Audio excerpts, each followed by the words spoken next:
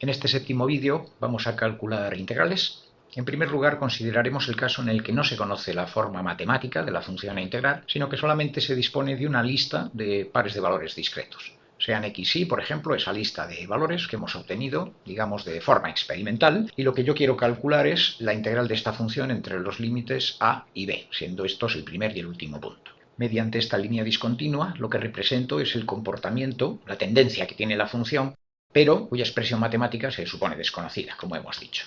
La integral corresponde al área bajo la curva y la forma más fácil de calcularla es mediante trapecios. Si yo uno los puntos por líneas rectas, ya que no conozco cuál es el comportamiento de la función entre dos puntos consecutivos, puedo calcular el área aproximada bajo esta curva sumando las áreas parciales de cada uno de los trapecios que forman puntos consecutivos del sistema. Esta es la expresión que se utiliza. El área de un trapecio, sea este uno de forma genérica, será la suma de las bases, la función en n más la función en n-1 partida por 2 y multiplicada por la altura del trapecio, que será este lado, xn más 1 menos x sub n. Como se puede apreciar en esta misma gráfica, el cálculo de la integral de esta manera no es riguroso. Como se puede ver aquí, en este caso particular, el área que nos va a dar el trapecio va a ser ligeramente superior al área que tiene realmente la función bajo la curva. Esto va a pasar en todos los puntos y esta expresión nos dará un valor aproximado de la integral que ya prevemos va a ser mayor que el real. Vamos a implementar ahora este cálculo en una hoja de Excel. Aquí tenemos copiada la lista de puntos y voy a calcular el área correspondiente al primer trapecio.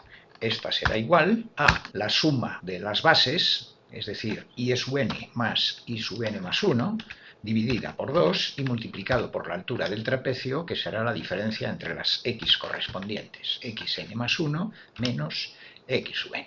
Esta de aquí. Cerramos.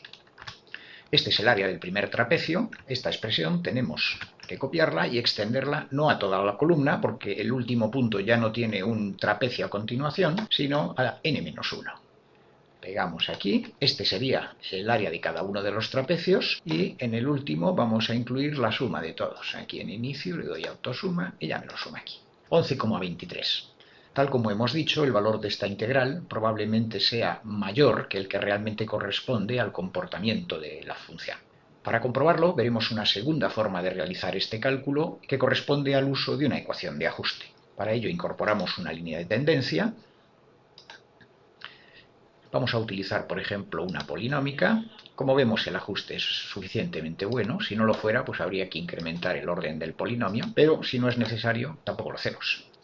Le digo que me presente la ecuación en el gráfico y aquí la tenemos. Esta es la ecuación que corresponde a esta función. Al disponer de la ecuación analítica ya podemos realizar la integral. Es la integral de un polinomio de orden 2, que es inmediata, y sustituyendo en estos valores obtenemos 10,55, que tal como prevíamos es ligeramente inferior al valor de la integral por puntos y probablemente más correcto. Esta integral se ha calculado entre los dos valores límite, que podemos ver fácilmente con fórmulas rastrear precedentes. Como veis, se calcula entre 4,9 y 1. Por último, vamos a ver cómo calcular el valor de una integral definida utilizando programación en Visual Basic, pero cuando sí que se conoce la expresión matemática o el código de programación necesario para calcular la función. En este caso, os refiero, como ya hicimos en el capítulo 6, a utilizar código que ya esté escrito y comprobado.